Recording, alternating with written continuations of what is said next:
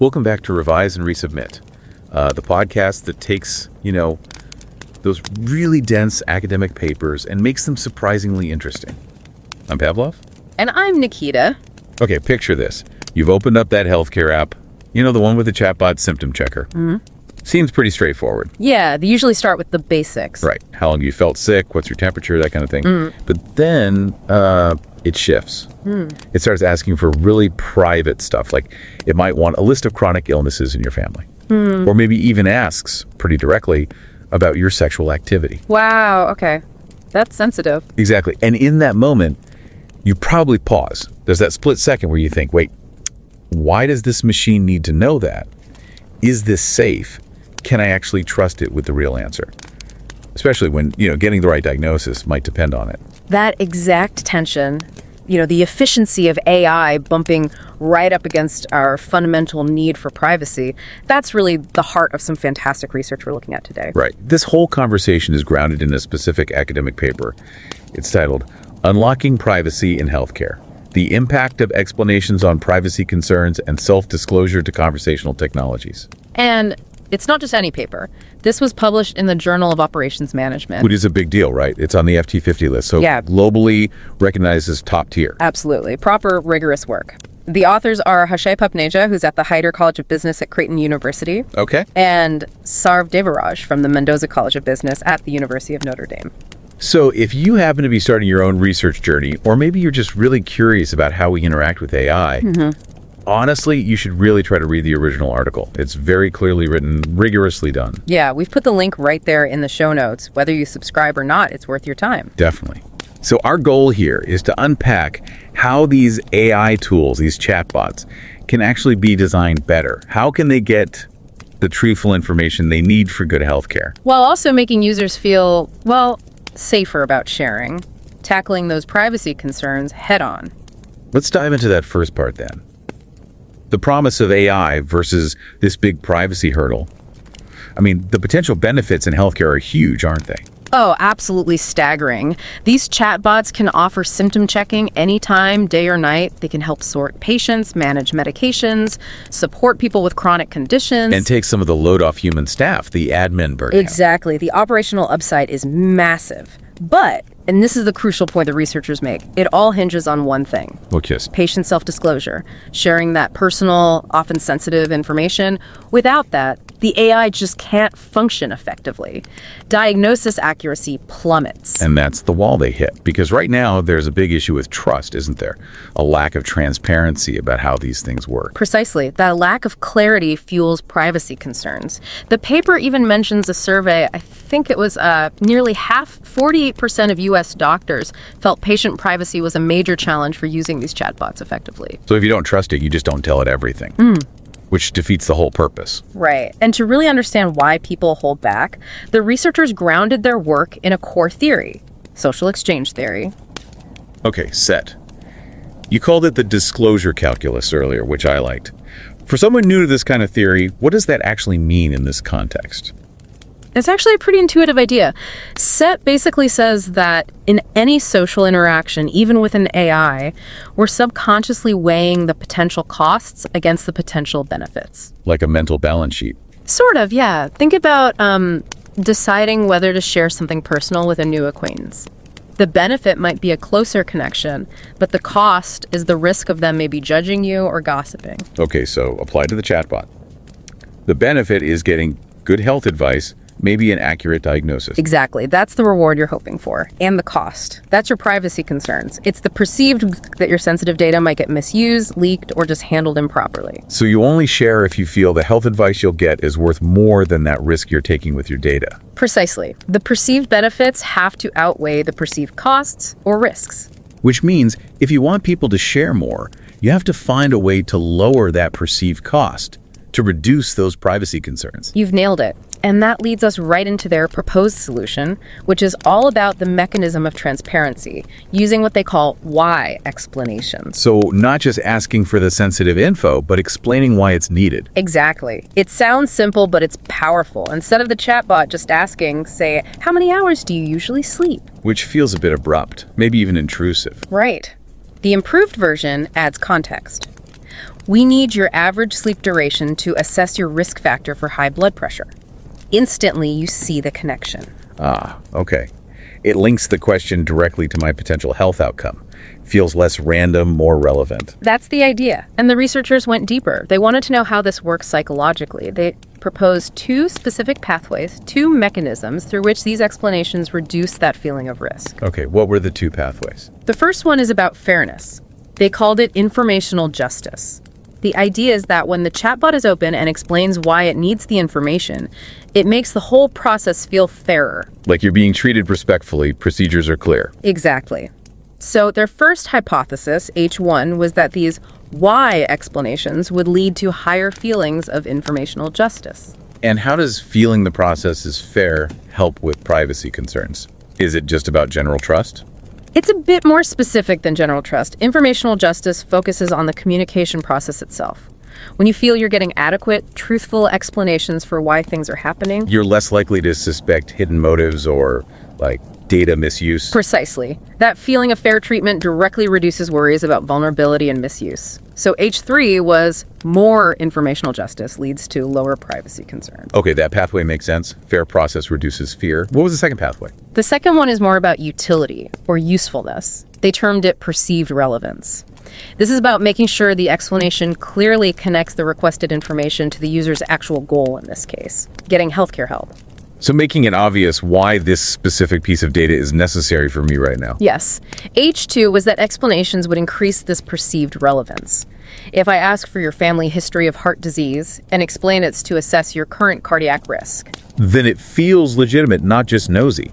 It directly serves my purpose in using the chatbot. exactly. When the request clearly aligns with your goal and seems genuinely necessary, it feels less like an invasion of privacy and more like a required step.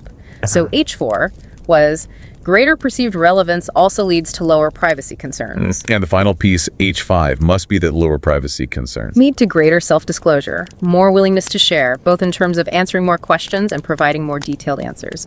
That's a really elegant model. It moves beyond just saying, be transparent, and actually specifies how transparency needs to function through fairness and relevance to be effective, especially when things feel risky. Absolutely. It gives designers concrete psychological levers to pull.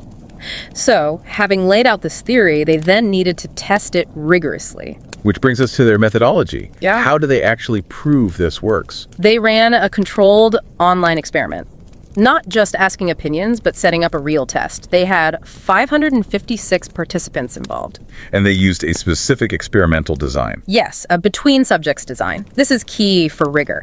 It means participants were randomly put into one of 2 groups only. Okay, what were the groups? A control group who interacted with the chatbot that asked the questions bluntly with no explanations, and a treatment group who got the same questions but with those why explanations embedded. And why is splitting them up like that important? Why not let everyone experience both? Good question. It helps avoid bias. If people experience both conditions, their answers in the second condition might be influenced by the first. Keeping the groups separate isolates the effect of the only difference between them, the explanation. It gives you more confidence that the explanation is what's causing any difference you see in the results. Right, isolates the variable. Clever. And the chatbot itself, was it realistic? Very. They developed it using IBM Watson's AI. And the questions weren't made up. They were based on the Stanford Healthcare Adult Patient Questionnaire. So, real sensitive medical questions. Okay, so they had the setup. How did they measure the key things? Privacy concerns and disclosure. For privacy concerns, they used a well-established scale called IUIPC. It's robust because it doesn't just ask, are you worried? It measures specific facets, concerns about data collection, concerns about user control over the data, and awareness of the organization's privacy practices. So a nuanced look at privacy worries and for self-disclosure. They measure that directly by looking at what people actually shared with the chatbot, both the breadth, how many of the sensitive questions they answered, and the depth, how detailed and forthcoming their answers were. Okay, so they have a theory, the setup, the measures. The big question, did the why explanations actually work as predicted? They absolutely did. The results strongly supported their entire model. Really? all the hypotheses. Yes, the explanation significantly boosted both perceived informational justice and perceived relevance, just as H1 and H2 predicted. Okay, so people felt it was fairer and more relevant. And crucially, higher levels of both fairness and relevance then significantly reduced those overall privacy concerns supporting H3 and H4. Wow. And the final link. The final link held too. Lower privacy concerns directly led to significantly greater self-disclosure confirming H5. People shared more and shared more openly when they understood why they were being asked. So the data provides really solid empirical proof. Transparency, when delivered as a relevant, fairness-enhancing explanation, demonstrably lowers the perceived risks and encourages people to share sensitive information. It's a clear win for this approach. It shifts the problem from just people are private to here's a design solution we can implement. The practical takeaways seem pretty immediate then, if you're building any kind of AI that needs personal data. Especially in sensitive areas like healthcare, finance, even some customer service scenarios, Yeah. you really need to build in these kinds of why explanations. It's not just polite, it's functionally necessary to get the information you need. And it also sheds light on that whole transparency puzzle in AI research, right? Yeah. Where sometimes transparency helps, sometimes it doesn't seem to. Exactly. This study suggests transparency is most effective when it's contextual, when the explanation directly addresses the user's perceived risks, like privacy, and enhances feelings of fairness and relevance for that specific interaction. It's not just about opening the black box, it's about explaining the purpose in a way that reduces user anxiety. Making the reason clear and fair, not just the mechanics. Precisely. Now, before we wrap up, there was one other really interesting detail in their findings, related to the control variables they measured. Ah, yes, things they measured just to make sure they weren't confounding the results. Right. And while things like feeling a social connection to the chatbot or being familiar with chatbots generally did increase disclosure, as you might expect. There was a fascinating little twist with anthropomorphism. Yeah, that's making the chatbot seem more human-like, right? Giving it a name, maybe an avatar, making it use more conversational language. Exactly. And counterintuitively, the study found that making the chatbot seem more human had a slight negative effect on sharing sensitive health information. Which is really surprising. You'd think making it feel more like talking to a person would make you more comfortable sharing. But perhaps not when the information is deeply personal, potentially embarrassing, or related to significant health fears. So what could be going on there? Why would less human-like be better for sensitive disclosure?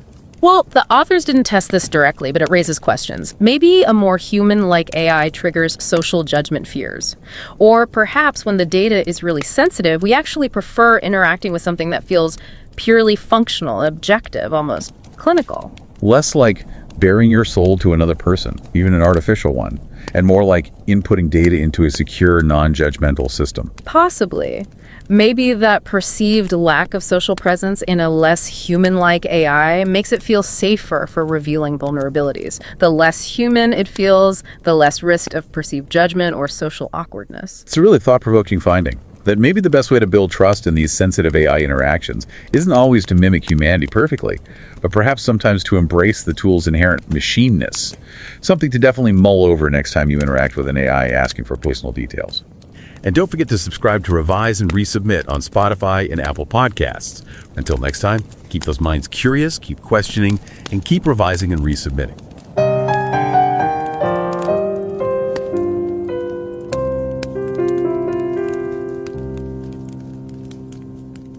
Revise and রিসাবমিটে স্বাগতম। আমি Pavlov. আর আমি নিকিতা। ভাবুন তো, আপনি একটা health app ব্যবহার করছেন, বেশ আধুনিক, দেখতেও সুন্দর। অ্যাপটা আপনার সুস্থ থাকার জন্য নানা রকম টিপস দিতে চায়, কিন্তু শুরুতেই সে আপনার হাইট আর ওয়েট জানতে চাইল। একটু কেমন লাগলো, তাই না? মনে হলো, ধুর, কেন চাইছে এটা, দেওয়াটা কি ঠিক হবে? কিন্তু ধরুন ঠিক তখনই অ্যাপটা স্ক্রিনে দেখালো, এই তথ্যটা লাগবে আপনার বিএমআই, মানে বডি মাস ইন্ডেক্স ক্যালকুলেট করতে। বিএমআই তো স্বাস্থ্যের একটা জরুরি দিক। এটা জানলে আমরা আপনাকে ঠিকঠাক পরামর্শ দিতে পারবো। এই যে ছোট্ট একটা ব্যাখ্যা, এটা কি আপনার দ্বিধাটা একটু হলেও কমাবে?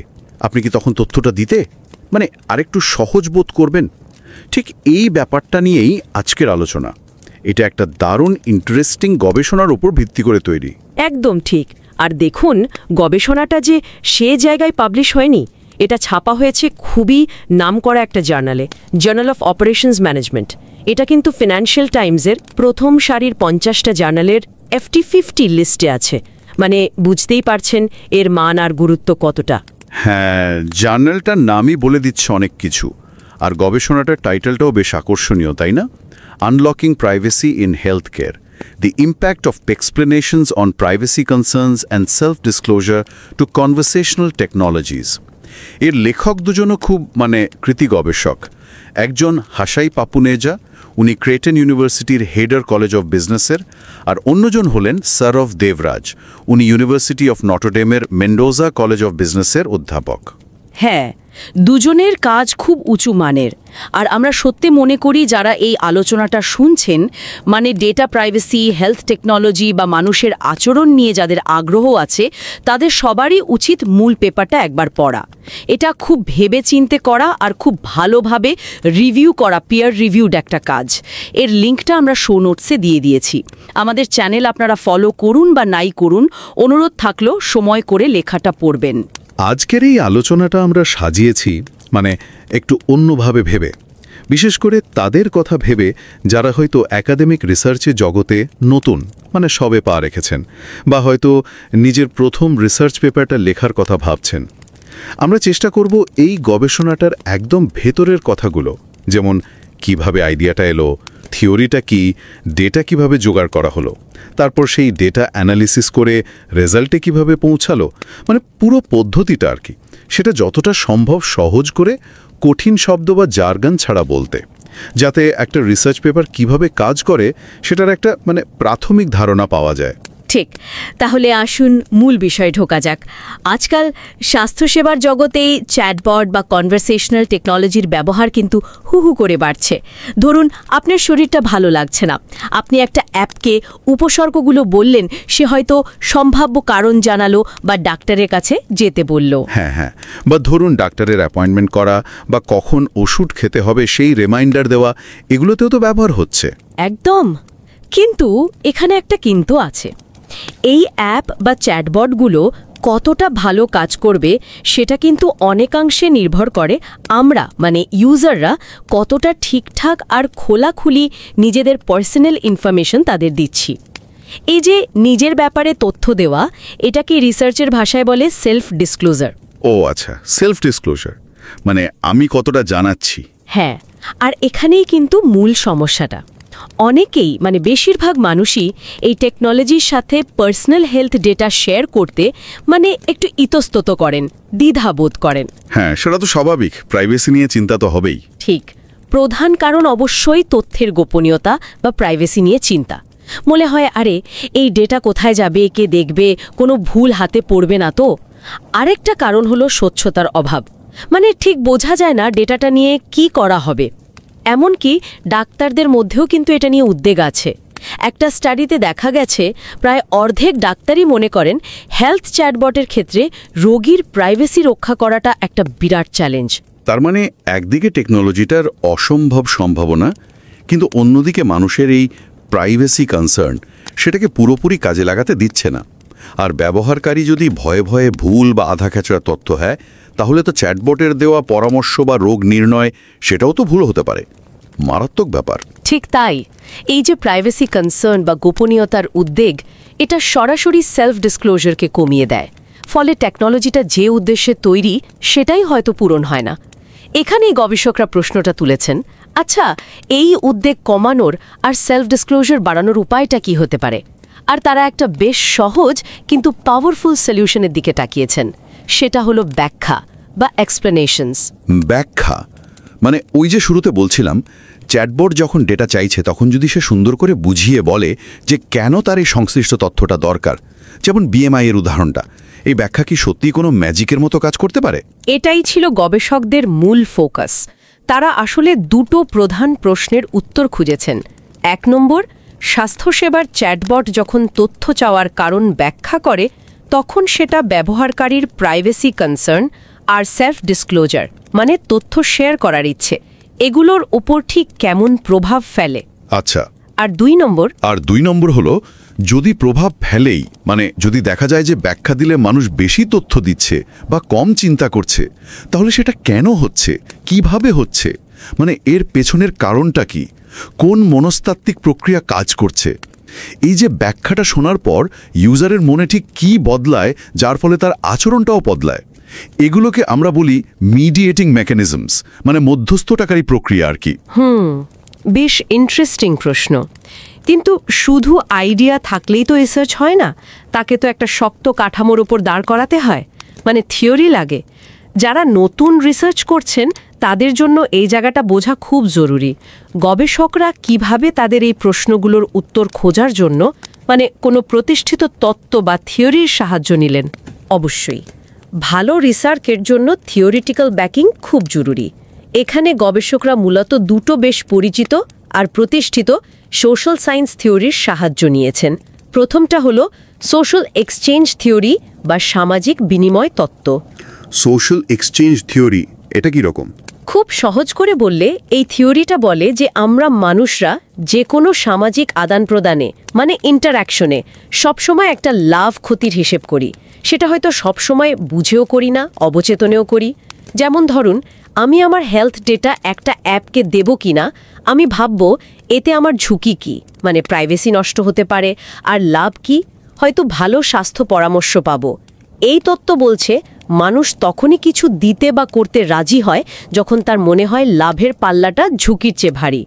ব্যাখ্যা হয়তো এই লাভের দিকটাকে মানে বেনিফিটটাকে আরও স্পষ্ট করে তোলে। আচ্ছা আচ্ছা, বেশ যুক্তিযুক্ত। মানে ব্যাখ্যা পেলে মনে হবে হ্যাঁ, ডেটা দিলে আমার লাভই বেশি। ওকে, আর দ্বিতীয় থিওরিটা? দ্বিতীয়টা হলো অর্গানাইজেশনাল জাস্টিস থিওরি, মানে সাংগঠনিক ন্যায় বিচার তত্ত্ব। আরও নির্দিষ্ট করে বললে এর একটা অংশ যাকে বলে ইনফরমেশনাল জাস্টিস বা তথ্যগত ন্যায় বিচার। Informational justice? হ্যাঁ, এর মূল কথাটা হলো মানুষ চায় তার সাথে ফেয়ার আচরণ করা হোক, সবকিছু যেন স্বচ্ছ থাকে। যখন কোনো কর্তৃপক্ষ বা এক্ষেত্রে ধরুন একটা চ্যাটবট কোনো তথ্য চাওয়ার কারণটা খুলে বলে, ব্যাখ্যা করে, তখন ব্যবহারকারীর মনে হয় আচ্ছা, আমার সাথে খোলামেলা আচরণ করা হচ্ছে, কিছু লুকানো হচ্ছে না। এই অনুভূতিটা পুরো প্রক্রিয়াটাকে ন্যায্য বা ফেয়ার বলে মনে করায়। তার মানে এই দুটো থিওরি বলছে যে ব্যাখ্যা পেলে একদিকে মানুষ লাভের দিকটা বেশি দেখবে এসিটি অনুযায়ী, আবার অন্যদিকে পুরো ব্যাপারটাকেই বেশি ফেয়ার মনে করবে ইনফরমেশনাল জাস্টিস অনুযায়ী। দারুণ। এই থিওরিগুলোর ওপর ভিত্তি করেই কি গবেষকরা তাদের অনুমান বা হাইপোথিসিসগুলো তৈরি করলেন? মানে তারা কি প্রেডিক্ট করলেন? ঠিক ধরেছেন, থিওরিগুলো একটা ফ্রেমওয়ার্ক দিল, এরপর গবেষকরা কিছু নির্দিষ্ট অনুমান বা হাইপোথিসিস তৈরি করলেন, যেগুলো তারা ডেটা দিয়ে পরীক্ষা করতে পারবেন। যেমন তাদের প্রথম অনুমান H1 ছিল, যদি চ্যাটবট ব্যাখ্যা দেয় তাহলে ব্যবহারকারীরা তথ্য চাওয়ার প্রক্রিয়াটাকে বেশি ন্যায্য বা ফেয়ার ইনফরমেশনাল জাস্টিস বলে মনে করবেন। দ্বিতীয় অনুমান H2, ব্যাখ্যা পেলে ব্যবহারকারীরা ভাববেন যে যে তথ্যটা চাওয়া হচ্ছে সেটা তাদের নিজেদের লক্ষ্যের জন্য, মানে যেমন স্বাস্থ্য ভালো রাখার জন্য দরকারি বা প্রাসঙ্গিক, পারসিভড পার্সোনাল রেলেভেন্স। আচ্ছা। তৃতীয় অনুমান H3, যখন ব্যবহারকারীরা প্রক্রিয়াটাকে ন্যায্য মনে করবেন তখন তাদের ব্যক্তিগত তথ্য নিয়ে যে উদ্বেগ মানে প্রাইভেসি কনসার্ন সেটা কমবে। লজিক্যাল। চতুর্থ অনুমান H4, একইভাবে যখন তারা তথ্য চাওয়াটাকে প্রাসঙ্গিক মনে করবেন তখনও তাদের প্রাইভেসি কনসার্ন কমবে। ওকে।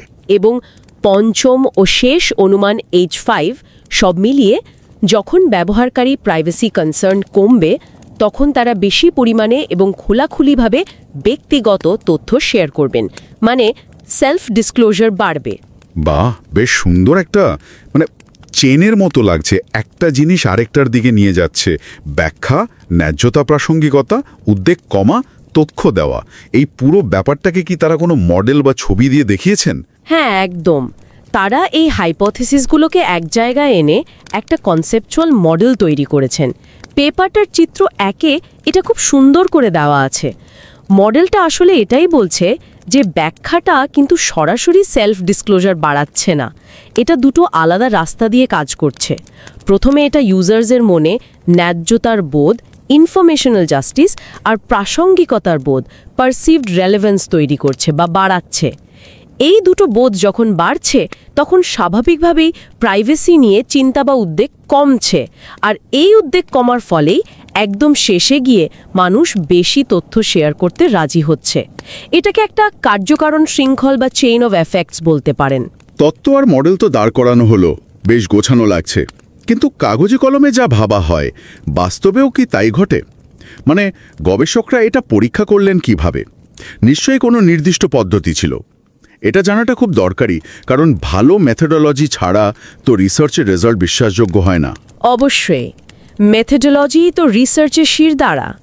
তারা একটা খুবই নিয়ন্ত্রিত online experiment, controlled online experiment design করেছিলেন এবং চালিয়েছিলেন। এই ধরনের এক্সপেরিমেন্টে সবচেয়ে বড় সুবিধা হলো এখানে গবেষকরা অনেক কিছু কন্ট্রোল করতে পারেন, ফলে কারণ আর ফলের সম্পর্কটা বেশ পরিষ্কার বোঝা যায়। অন্য কোনো বাইরের ফ্যাক্টর যাতে রেজাল্টে গোলমাল না করে সেটা দেখা সহজ হয়। অনলাইন এক্সপেরিমেন্ট কিভাবে করলেন? মানে অংশগ্রহণকারী পেলেন কোথা থেকে? তারা প্রলিফিক নামে একটা বেশ পরিচিত আর নির্ভরযোগ্য অনলাইন প্ল্যাটফর্ম ব্যবহার করেছেন। এই প্ল্যাটফর্মের মাধ্যমে নির্দিষ্ট যোগ্যতা সম্পন্ন লোকজনকে, এক্ষেত্রে আমেরিকার বাসিন্দা, বয়স 21 বা তার বেশি, গবেষণায় অংশ নেওয়ার জন্য পাওয়া যায়। তারা একটা নির্দিষ্ট পেমেন্টের, এখানে $2 ছিল, বিনিময়ে অংশ নেন। শুরুতে 600 জন অংশ নিয়েছিলেন, কিন্তু পরে ডেটা ক্লিনিং করে, মানে যারা হয়তো ঠিক মতো মনোযোগ দেয়নি বা ইনস্ট্রাকশন মানেনি, তাদের বাদ দিয়ে 556 জনের ডেটা ফাইনাল অ্যানালিসিসের জন্য ব্যবহার করা হয়েছে। আচ্ছা, 556 জন। তারপর এক্সপেরিমেন্টটা ঠিক কেমন ছিল? অংশগ্রহণকারীদের সম্পূর্ণ র্যান্ডমলি, মানে দৈব চয়নের ভিত্তিতে দুটো গ্রুপে ভাগ করা হয়েছে। এটা খুব ইম্পর্ট্যান্ট, কারণ এতে দুটো গ্রুপ শুরুতেই মোটামুটি সব দিক থেকে, মানে ধরুন বয়স, জেন্ডার, এডুকেশন, এসবে একই রকম হওয়ার চান্স বাড়ে। একটা গ্রুপ হলো ট্রিটমেন্ট গ্রুপ বা পরীক্ষামূলক দল। তাদের এমন একটা চ্যাটবটের সাথে কথা বলতে দেওয়া হলো যেটা পার্সোনাল হেলথ নিয়ে প্রশ্ন করার সময়, যেমন ওজন কত, কেমন ঘুম হয়, কোনো অসুস্থতা আছে কিনা ইত্যাদি, প্রতিবার ব্যাখ্যা দিচ্ছিল যে কেন এই তথ্যটা দরকার। আর অন্য গ্রুপটা? চ্যাটবটটা একই প্রশ্নগুলোই করল, কিন্তু কোনো ব্যাখ্যা দিল না। ইন্টারেস্টিং ব্যাপার হলো চ্যাটবটটা কিন্তু IBM ওয়াটসন AI দিয়ে তৈরি করা হয়েছিল। প্রশ্নগুলো নেওয়া হয়েছিল স্ট্যানফোর্ড হেলথ কোয়েশ্চেনয়ার থেকে, যেটা হেলথ রিসার্চে খুব ব্যবহার হয়। আর যে ব্যাখ্যাগুলো দেওয়া হয়েছিল সেগুলোর ফ্যাক্ট চেক করা হয়েছিল WebMDর মতো জায়গা থেকে। তার মানে দুটো দলের অভিজ্ঞতার মধ্যে আসল পার্থক্যটা ছিল শুধু ওই ব্যাখ্যার থাকা বা না থাকা, বাকি সব চ্যাটবট, প্রশ্ন সব সেম। দারুণ ডিজাইন। এরপর তাদের কাছ থেকে ডেটা নিলেন কিভাবে? মানে তাদের অনুভূতি বা তারা কতটা তথ্য দিল সেটা মাপলেন কিভাবে? চ্যাটবটের সাথে কথা বলা শেষ হওয়ার পর প্রত্যেক পার্টিসিপেন্টকে একটা অনলাইন সার্ভে বা প্রশ্নাবলী পূরণ করতে দেওয়া হয়েছিল।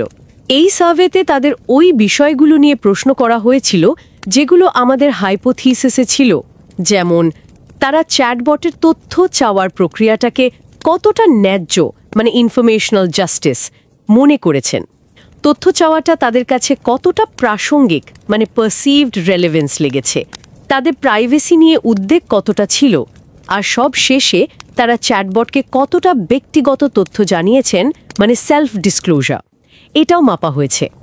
এছাড়াও রেজাল্টে অন্য কোনো কিছুর প্রভাব পড়ছে কিনা সেটা দেখার জন্য কিছু এক্সট্রা জিনিসও মাপা হয়েছিল, যেমন পার্টিসিপেন্টসদের আগে চ্যাটবটের সাথে কথা বলার অভিজ্ঞতা ছিল কিনা, চ্যাটবটটাকে তাদের কতটা জীবন্ত বা মানুষের মতো মনে হয়েছে, এইসব আর কি আকর্ষণীয়। এবং গবেষকদের প্রাথমিক অনুমানগুলোকেই কিন্তু সাপোর্ট করেছে। স্ট্যাটিস্টিক্যাল অ্যানালিসিস করে তারা যা দেখেছেন, যে গ্রুপটা ব্যাখ্যা পেয়েছিল ট্রিটমেন্ট গ্রুপ, তারা কন্ট্রোল গ্রুপের তুলনায় তথ্য চাওয়ার প্রক্রিয়াটাকে সত্যি সিগনিফিক্যান্টলি বেশি ন্যায্য এবং প্রাসঙ্গিক মনে করেছে। তার মানে H1 আর H2 দুটোই সাপোর্ট পেল। আর এই ফেয়ারনেস আর রেলিভেন্সের বোধ বাড়ার ফলে তাদের প্রাইভেসি কনসার্নও কন্ট্রোল গ্রুপের চেয়ে বেশ খানিকটা কমে গেছে। তার মানে H3 আর H4ও ডেটা দিয়ে প্রমাণিত। দারুণ। আর সবচেয়ে গুরুত্বপূর্ণ বিষয় হলো যাদের প্রাইভেসি কনসার্ন কমেছে তারা শেষ পর্যন্ত চ্যাটবটের সাথে বেশি পার্সোনাল ইনফরমেশন শেয়ার করেছে, মানে সেলফ ডিসক্লোজার বেড়েছে। H5ও সাপোর্ট পেল। তার মানে থিওরি অনুযায়ী যা ভাবা হয়েছিল ডেটাও সেটাই বলছে। এটা তো খুব ভালো খবর। কিন্তু ওই যে মডেলের কথা বলছিলেন, যে ব্যাখ্যা সরাসরি কাজ না করে দুটো পথের মাধ্যমে ন্যায্যতা আর প্রাসঙ্গিকতা কাজ করে, সেটাও কি প্রমাণ হয়েছে? হ্যাঁ, সেটাও তারা পরীক্ষা করে দেখেছেন এবং প্রমাণ পেয়েছেন। এর জন্য তারা মিডিয়েশন অ্যানালিসিস নামে একটা বিশেষ স্ট্যাটিস্টিক্যাল টেকনিক ব্যবহার করেছেন। এই অ্যানালিসিসটা সাহায্য করে এটা বোঝার জন্য যে একটা কারণ এখানে ব্যাখ্যা কিভাবে একটা ফলের এখানে সেলফ ডিসক্লোজার ওপর প্রভাব ফেলে, সেটা কি ডিরেক্টলি নাকি অন্য কোনো মধ্যবর্তী ফ্যাক্টরের মিডিয়েটর এর মাধ্যমে। ও আচ্ছা, মিডিয়েশন। হ্যাঁ, আর এই অ্যানালিসিস পরিষ্কার দেখিয়েছে যে ইনফরমেশনাল জাস্টিস মানে ন্যায্যতাবোধ আর পারসিভড রেলেভেন্স মানে প্রাসঙ্গিকতাবোধ, এই দুটো জিনিসই হলো সেই মিডিয়েটর বা মধ্যবর্তী ফ্যাক্টর। মানে ব্যাখ্যা প্রথমে এই দুটোকে প্রভাবিত করছে, আর এই দুটো জিনিসই আবার প্রাইভেসি কনসার্ন কমিয়ে সেলফ ডিসক্লোজারকে বাড়াচ্ছে। পেপারের টেবল 6-এ এটা খুব সুন্দর করে দেখানো আছে। সহজ কথায় বললে, ব্যাখ্যা নিজে হয়তো সরাসরি দরজাটা খুলছে না, কিন্তু দরজার দুটো ছিটকিনি মানে ন্যায্যতা আর প্রাসঙ্গিকতা সেগুলোকে খুলে দিচ্ছে, আর তার ফলে উদ্বেগ কমছে আর তথ্য শেয়ার করার পথটা খুলে যাচ্ছে। কিন্তু অনেক সময় রিসার্চের রেজাল্টে কিছু সূক্ষ্ম ব্যাপার প্রভাব ফেলতে পারে, যা হয়তো কন্ট্রোল করা যায়নি। যেমন পার্টিসিপেন্টরা হয়তো উত্তর দেওয়ার সময় একটু অন্যরকম ভেবে উত্তর দিয়েছেন, বা দুটো গ্রুপ হয়তো শুরুতে একদম একরকম ছিল না। গবেষকরা কি নিশ্চিত হয়েছেন যে তাদের এই ফাইন্ডিংসগুলো যথেষ্ট স্ট্রং বা রোবাস্ট? মানে এগুলো শুধু এই সংযুক্ত এক্সপেরিমেন্টই পাওয়া যায়নি, বরং বেশ নির্ভরযোগ্য।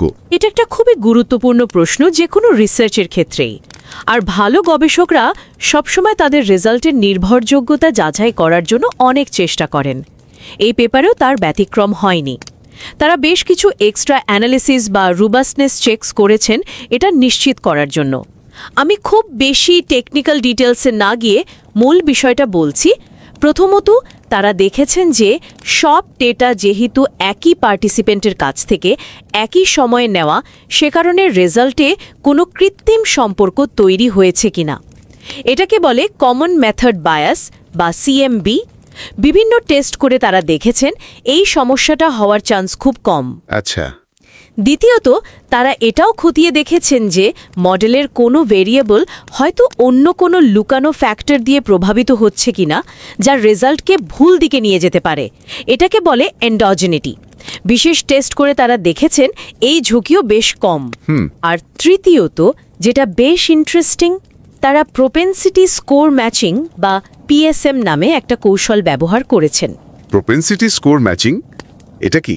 এটা হলো তারা দুটো গ্রুপের ব্যাখ্যা পাওয়া ও না পাওয়া পার্টিসিপেন্টসদের বিভিন্ন বৈশিষ্ট্যের, যেমন বয়স, জেন্ডার, ইনকাম, এডুকেশন ইত্যাদির ভিত্তিতে যতটা সম্ভব মিলিয়ে একটা সাবস্যাম্পল তৈরি করেছেন।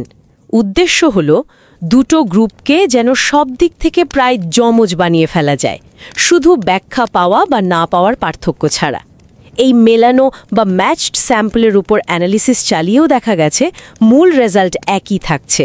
বাহ, তার মানে একাধিক দিক থেকে ক্রস চেক করেও দেখা গেছে যে ব্যাখ্যা দেওয়ার এই পজিটিভ এফেক্টটা সত্যি আছে এবং এটা বেশ নির্ভরযোগ্য।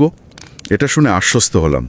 তাহলে এই পুরো গবেষণা থেকে আমরা মূল কি শিখলাম? এর বাস্তব প্রয়োগ বা ইমপ্লিকেশন কি হতে পারে? সবচেয়ে বড় শিক্ষাটা আমার মনে হয় খুব সহজ কিন্তু খুব পাওয়ারফুল। স্বচ্ছতা কাজ করে, ট্রান্সপারেন্সি ম্যাটার্স। বিশেষ করে যখন আমরা টেকনোলজির সাথে নিজেদের পার্সোনাল ডেটা শেয়ার করছি, সেটা হেলথ কেয়ারই হোক বা ফিন্যান্স বা অন্য যে কোনো সার্ভিস যেখানে এআই বা চ্যাটবট আমাদের ব্যক্তিগত তথ্য চায়, সেখানে যদি সহজ, সরল আর সৎভাবে ব্যাখ্যা করা হয় যে কেন তথ্যটি দরকার, তাহলে ব্যবহারকারীরা অনেক বেশি নিরাপদ বোধ করেন। তাদের মনে হয় কন্ট্রোলটা তাদের হাতে আছে, তাদের সাথে ফেয়ার আচরণ করা হচ্ছে। আর এর ফলে শুধু যে ব্যবহারকারীর মানসিক শান্তি বাড়ছে তাই না, এর তো একটা প্র্যাকটিক্যাল বেনিফিটও আছে। যেমন হেলথ কেয়ারের কথাই যদি ধরি, ব্যবহারকারী যদি নির্ভয়ে সঠিক আর ডিটেল তথ্য দেন, তাহলে চ্যাটবট বা এআই আরও অ্যাকুরেটলি রোগ নির্ণয়ে সাহায্য করতে পারে, ঠিকঠাক ট্রিটমেন্টের সাজেশন দিতে পারে। মানে পুরো সিস্টেমটার এফিসিয়েন্সি বাড়ে, তাই না? একদম। অপারেশনের দিক থেকে দেখলে এটা কার্যকারিতা বাড়ায়, সেবার মান উন্নত করে। আর থিওরির দিক থেকেও এই রিসার্চটা গুরুত্বপূর্ণ। এটা দেখালো যে কিভাবে স্বচ্ছতা বা ট্রান্সপারেন্সি বাস্তবে কাজ করে। এটা শুধু একটা ভালো জিনিস না, এটা মানুষের মনে ন্যায় বিচারের বোধ, জাস্টিস আর প্রাসঙ্গিকতার বোধ জাগিয়ে তোলে। আর এই বোধগুলোই শেষ পর্যন্ত তাদের আচরণকে, যেমন তথ্য শেয়ার করাকে, প্রভাবিত করে। এটা সোশ্যাল এক্সচেঞ্জ থিওরি এসিটি আর অর্গানাইজেশনাল জাস্টিস থিওরির মতো থিওরিগুলোকে রিয়েল ওয়ার্ল্ড প্রবলেম সলভ করতে ব্যবহার করার একটা খুব সুন্দর উদাহরণ। যারা নতুন রিসার্চার, তাদের জন্য এটা একটা ভালো কেস স্টাডি হতে পারে যে কিভাবে থিওরি একটা গবেষণাকে ভিত্তি দেয় আর কিভাবে সেই থিওরিকে টেস্ট করা যায়। আজকের আলোচনা আমরা প্রায় শেষের দিকে নিয়ে এসেছি। বিষয়টা খুবই প্রাসঙ্গিক আর সময় উপযোগী ছিল। যাওয়ার আগে একটা প্রশ্ন মনে আসছে, যেটা হয়তো শ্রোতাদেরও ভাবাবে। এই গবেষণায় তো দেখা গেল কেন ডেটাটা চাওয়া হচ্ছে সেই ব্যাখ্যাটা কাজ করে, কিন্তু ভাবুন তো, যদি ব্যাখ্যাটা দেয়া হয় কিভাবে আপনার ডেটা ব্যবহার করা হবে বা সুরক্ষিত রাখা হবে, সেই ব্যাখ্যা কি একই রকম এফেক্টিভ হবে? অথবা ধরুন ব্যাখ্যার ভাষাটা খুব কঠিন হলো বা ব্যাখ্যাটা অনেক লম্বা হলো, সব ধরনের ব্যাখ্যায় কি সমান কাজ করবে? নাকি ব্যাখ্যার ধরন, তার দৈর্ঘ্য, সেটা কিভাবে বলা হচ্ছে সেগুলোর একটা ভূমিকা আছে? আর স্টাইল কিভাবে বলা হচ্ছে দুটোই ম্যাটার করে। তবে আপাতত এই গবেষণা থেকে পাওয়া সবচেয়ে বড় মেসেজটা হলো সামান্য একটু স্বচ্ছতা আর সততা টেকনোলজির প্রতি মানুষের আস্থা কিন্তু অনেকখানি বাড়িয়ে দিতে পারে। আর এই আস্থাই হলো মানুষ আর টেকনোলজির মধ্যে একটা সুস্থ আর প্রোডাক্টিভ সম্পর্ক গড়ে তোলার আসল ভিত্তি। এই বোঝাপড়াটা নিঃসন্দেহে ভবিষ্যতে আরও ভালো, আরও ইউজার ফ্রেন্ডলি টেকনোলজি তৈরিতে আমাদের সাহায্য করবে।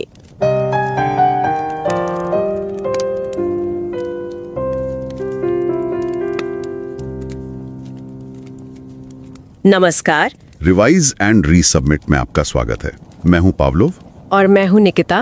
जरा सोचिए, आप किसी हेल्थ केयर चैटबॉट से बात कर रहे हैं और वो बेहतर सलाह देने के लिए आपसे आपकी लंबाई पूछता है, वजन पूछता है, कितने घंटे सोते हैं ये पूछता है, या शायद ये भी कि आप शराब पीते हैं या नहीं। तो क्या आप एकदम आराम से सहज होकर ये सब बता देंगे? बहुत लोग हिचकते हैं, है ना? एक चिंता रहती है अपनी निजी जानकारी, अपनी प्राइवेसी को लेकर। बिल्कुल रहती है, ये बहुत ही आम बात है। लेकिन सोचिए, अगर वो चैटबॉट आपको ये भी बताए कि वो ये जानकारी क्यों मांग रहा है, जैसे लंबाई वजन पूछ रहा है तो बताए कि ये बॉडी मास इंडेक्स BMI जानने के लिए है। अच्छा। तो क्या तब आपकी चिंता थोड़ी कम होगी? क्या आप फिर बताने में ज्यादा ठीक महसूस करेंगे? ये सवाल ना आज की टेक्नोलॉजी वाली दुनिया में बहुत अहम है, और हमारी आज की जो बातचीत है वो इसी दिलचस्प मुद्दे के इर्द गिर्द घूमने वाली है। ये एक शोध पत्र पर आधारित है जो छपा है जर्नल ऑफ ऑपरेशंस मैनेजमेंट में। ओह, जर्नल ऑफ ऑपरेशंस मैनेजमेंट, ये तो काफी जाना माना नाम है। हाँ बिल्कुल, और ये जानना भी जरूरी है कि ये जर्नल FT50 लिस्ट में आता है, यानी बिजनेस और मैनेजमेंट की दुनिया के जो टॉप 50 जर्नल हैं उनमें से एक, बहुत प्रतिष्ठित। वाकई। तो इस पेपर का टाइटल क्या है? पेपर का टाइटल है unlocking privacy in health care, The impact of explanations on privacy concerns and self-disclosure to conversational technologies. लंबा टाइटल है। स्वास्थ्य सेवा में गोपनीयता का ताला खोलना और कैसे स्पष्टीकरण यानी वजह बताना लोगों की चिंताओं और जानकारी साझा करने पर असर डालता है, कुछ ऐसा। हाँ बिल्कुल यही।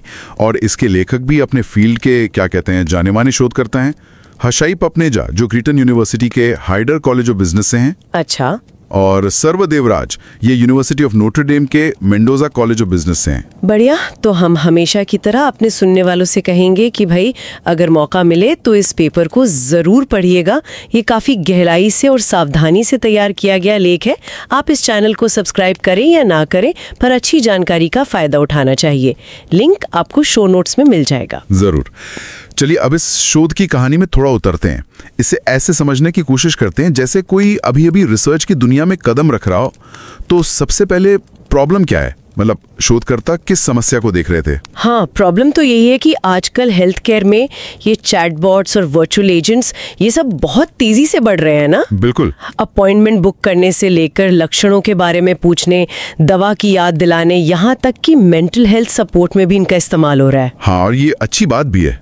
इनसे अस्पतालों का काम आसान हो सकता है, मरीजों तक पहुंच बढ़ सकती है, लेकिन इनकी सफलता एक चीज पर बहुत निर्भर करती है। किस चीज पर? इस पर कि लोग इनसे कितनी ईमानदारी से और कितनी खुलकर अपनी जानकारी साझा करते हैं, जिसे रिसर्च की भाषा में कहते हैं सेल्फ डिस्क्लोजर। सेल्फ डिस्क्लोजर यानी खुद के बारे में बताना। हाँ, और यहीं पर वो दिक्कत आती है जिसका जिक्र आप कर रही थी, प्राइवेसी की चिंता। लोगों को डर लगता है। हाँ, कई पुरानी स्टडीज भी यही कहती है, मैंने पढ़ा है कि लोगों को डर लगता है कि उनकी जानकारी का कहीं गलत इस्तेमाल ना हो जाए, या उन्हें ये समझ नहीं आता कि ये एआई चीज काम कैसे कर रही है आखिर। बिल्कुल सही। और ये डर, ये चिंता उन्हें खुलकर जानकारी देने से रोकती है। तो इसी प्रॉब्लम को सुलझाने के लिए इन रिसर्चर्स ने वो स्पष्टीकरण वाला आइडिया सोचा, वजह बताने वाला। एग्जैक्टली। उन्होंने सोचा कि क्या होगा अगर चैटबॉट जब कोई निजी जानकारी मांगे तो साथ में ये भी बता दे कि उसे ये जानकारी क्यों चाहिए, जैसे वो बीएमआई वाला उदाहरण था। अच्छा, तो मतलब रिसर्च का मुख्य सवाल यही बन गया कि क्या ये तरीका वजह बताना वाकई लोगों की प्राइवेसी की चिंता कम करता है, और क्या इससे वो ज्यादा जानकारी शेयर करते हैं। हाँ, ये पहला सवाल था। और दूसरा ये कि अगर ऐसा होता है तो क्यों होता है, मतलब इसके पीछे का मैकेनिज्म क्या है, कौन सी मनोवैज्ञानिक प्रक्रियाएं काम कर रही हैं। ये समझना जरूरी है कि क्यों हो रहा है। तो इसके लिए उन्होंने क्या किया, मतलब किस आधार पर ये सोचा कि वजह बताने से काम बनेगा। देखिए, अच्छी रिसर्च हमेशा किसी न किसी थ्योरी पर आधारित होती है, एक मजबूत नींव की तरह। यहाँ उन्होंने दो मुख्य सिद्धांतों का सहारा लिया। कौन से सिद्धांत? पहला था सोशल एक्सचेंज थ्योरी, यानी सामाजिक विनिमय सिद्धांत। ये सिद्धांत कहता है कि हम इंसान ना किसी भी रिश्ते या बातचीत में फायदे नुकसान का एक तरह से हिसाब लगाते हैं। अच्छा, कैसे? मतलब जानकारी देने में फायदा क्या है, शायद अच्छी हेल्थ एडवाइस मिलेगी। नुकसान क्या है, प्राइवेसी का खतरा। तो हम तभी जानकारी देंगे जब हमें लगेगा कि भाई फायदा नुकसान से ज्यादा है। ओके, ये तो समझ आता है। और दूसरा सिद्धांत? दूसरा था ऑर्गेनाइजेशनल जस्टिस थ्योरी का एक हिस्सा, जिसे कहते हैं इंफॉर्मेशनल जस्टिस, यानी सूचनात्मक न्याय। सूचनात्मक न्याय, ये क्या होता है? इसका सीधा सा मतलब है कि जब हमें किसी प्रक्रिया या फैसले के पीछे का कारण सही तरीके से, ईमानदारी से और समय पर बताया जाता है, तो हमें लगता है कि हमारे साथ न्याय हो रहा है, फेयर ट्रीटमेंट मिल रहा है। इससे सिस्टम पर भरोसा बढ़ता है। अच्छा, तो मतलब अगर चैटबॉट वजह बताता है तो लोगों को लगता है कि हाँ, ये ठीक कर रहा है, ये न्यायपूर्ण है, और शायद उन्हें ये भी लगता है कि ये जानकारी मांगना जरूरी है, मतलब प्रासंगिक है, रेलेवेंट है। बिल्कुल, यही शोधकर्ताओं की परिकल्पना थी, जिसे हाइपोथेसिस कहते हैं। उन्होंने सोचा कि स्पष्टीकरण देने से लोगों में सूचनात्मक न्याय, इंफॉर्मेशनल जस्टिस की भावना बढ़ेगी। उन्हें लगेगा कि जानकारी मांगना प्रासंगिक है, परसीव्ड रेलेवेंस। और जब ये दोनों चीजें बढ़ेंगी तो उनकी प्राइवेसी को लेकर चिंता, प्राइवेसी कंसर्न्स कम होंगी। और जब चिंता कम होगी तो वो ज्यादा जानकारी साझा करेंगे। सेल्फ डिस्क्लोजर ये एक तरह की चेन रिएक्शन जैसी है। वाह, ये तो सुनने में बड़ा लॉजिकल लग रहा है। वजह बताओ, न्यायपूर्ण और प्रासंगिक लगा, चिंता कम हुई, ज्यादा बताया। हाँ, यही उनका मॉडल था। पर सोचना एक बात है, इसे टेस्ट करना, इसे साबित करना बिल्कुल दूसरी बात है। सही कहा। तो उन्होंने इसे टेस्ट कैसे किया, परखा कैसे? इसके लिए उन्होंने एक ऑनलाइन एक्सपेरिमेंट किया। ऑनलाइन इसलिए क्योंकि भाई आजकल हम चैटबॉट से ज्यादातर ऑनलाइन ही मिलते हैं ना। हाँ, ये तो है। और ऑनलाइन एक्सपेरिमेंट से आप अलग अलग तरह के बहुत सारे लोगों तक आसानी से पहुंच सकते हैं। तो इस एक्सपेरिमेंट में क्या हुआ, कौन लोग थे? उन्होंने अमेरिका के करीब 550 वयस्क लोगों को शामिल किया। एक प्लेटफॉर्म होता है प्रोलिफिक, वहां से इन लोगों को बताया गया कि उन्हें एक हेल्थ वेबसाइट के चैटबॉट का मूल्यांकन करना है, मतलब बताना है कि वो कैसा है। ठीक है, फिर कंप्यूटर ने उन्हें रैंडमली, यानी बेतरतीब ढंग से, दो ग्रुप्स में बांट दिया। एक ग्रुप था कंट्रोल ग्रुप। इनके चैटबॉट ने सीधे सीधे स्वास्थ्य से जुड़े सवाल पूछे बिना कोई वजह बताए। और दूसरा था ट्रीटमेंट ग्रुप। इनके चैटबॉट ने भी वही सवाल पूछे, लेकिन हर सवाल के साथ ये भी बताया कि वो ये जानकारी क्यों मांग रहा है, वही स्पष्टीकरण वाला ग्रुप। अच्छा, तो एक को वजह बताई, दूसरे को नहीं, और सवाल असली जैसे थे, मतलब भरोसेमंद। हाँ बिल्कुल, सवाल स्टैनफोर्ड हेल्थ केयर की प्रश्नावली पर आधारित थे, और जो स्पष्टीकरण थे वो WebMD जैसे भरोसेमंद सोर्स से लिए गए थे, ताकि सब कुछ एकदम रियल लगे। फिर चैटबॉट से बात करने के बाद क्या हुआ? बात करने के बाद सभी लोगों से कुछ सवाल पूछे गए, जैसे उन्हें बातचीत कैसी लगी, उन्हें अपनी प्राइवेसी की कितनी चिंता महसूस हुई, वो कितनी जानकारी देने को तैयार थे, उन्हें चैटबॉट का व्यवहार कितना न्यायपूर्ण लगा, कितना प्रासंगिक लगा, इस तरह के सवाल। अच्छा, मतलब उन्होंने सीधे सीधे दोनों ग्रुप्स के अनुभवों की तुलना की होगी कि जिन्हें वजह बताई गई उनका अनुभव कैसा रहा और जिन्हें नहीं बताए गए उनका कैसा रहा।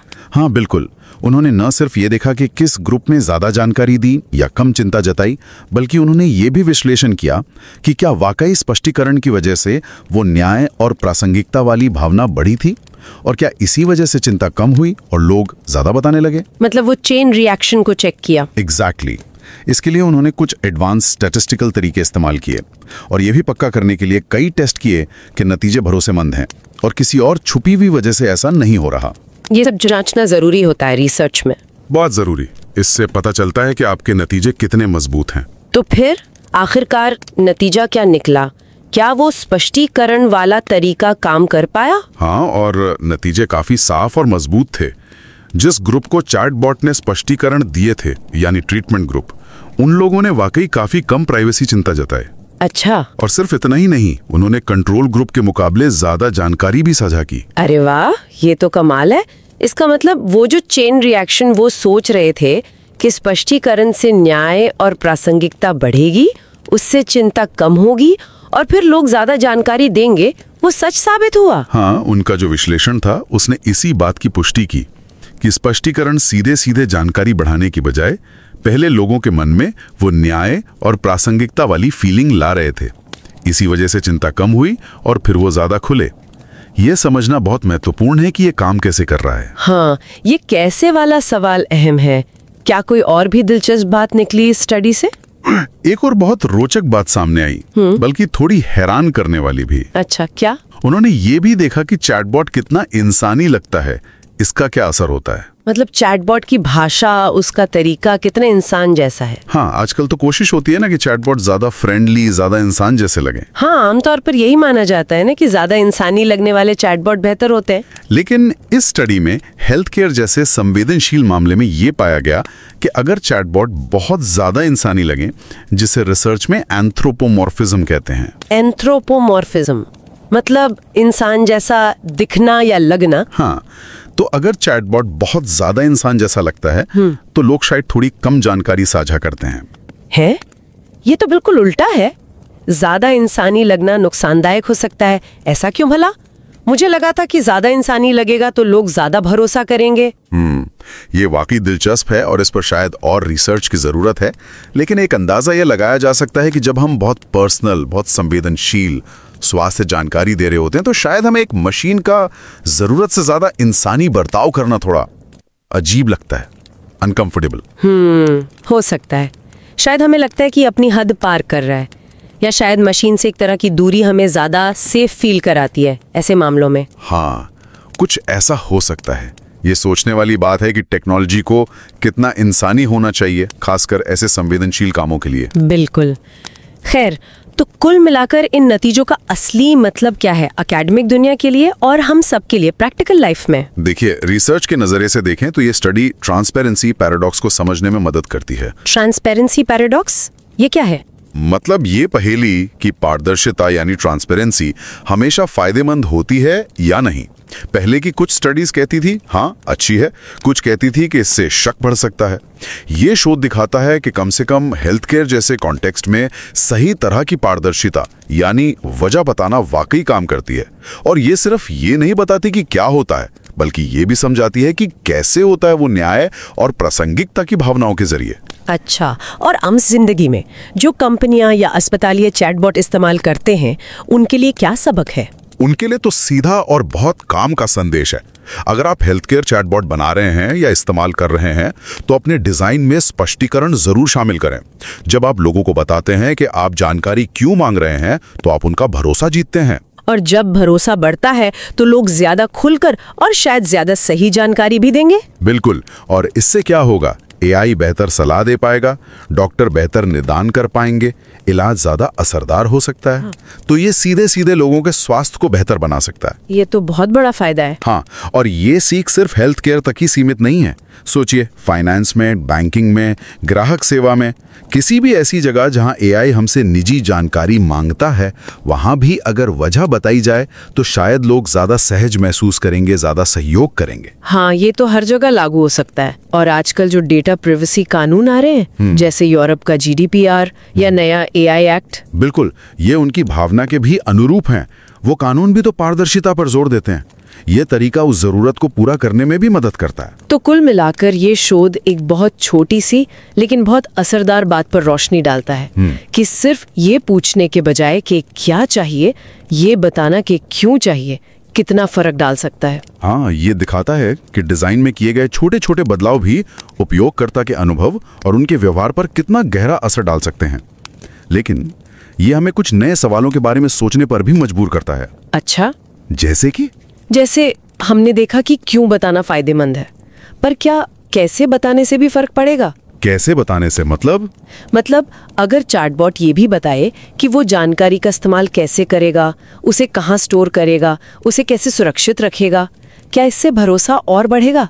या कहीं ऐसा तो नहीं कि इतनी ज्यादा तकनीकी जानकारी लोगों को और कंफ्यूज कर दें या डरा दें? ये बहुत अच्छा सवाल है। ज्यादा जानकारी हमेशा बेहतर नहीं होती, ये भी सच है। सही कहा। और एक सवाल ये भी उठता है कि क्या हर तरह की संवेदनशील जानकारी के लिए एक ही तरह का स्पष्टीकरण काम करेगा? मतलब क्या मानसिक स्वास्थ्य से जुड़ी जानकारी मांगते समय जो स्पष्टीकरण दिया जाए वो वैसा ही होना चाहिए जैसा शारीरिक लक्षणों के बारे में पूछते समय दिया जाए? या शायद अलग अलग तरह की जानकारी के लिए अलग अलग तरह के स्पष्टीकरण की जरूरत होगी, अलग अलग लेवल की डिटेल की जरूरत होगी? हाँ, ये भी हो सकता है। कॉन्टेक्स्ट बहुत मैटर करता है। बिल्कुल। तो ये कुछ ऐसे सवाल हैं जिन पर आगे और काम हो सकता है और रिसर्च हो सकती है। वाकई सोचने के लिए बहुत कुछ है।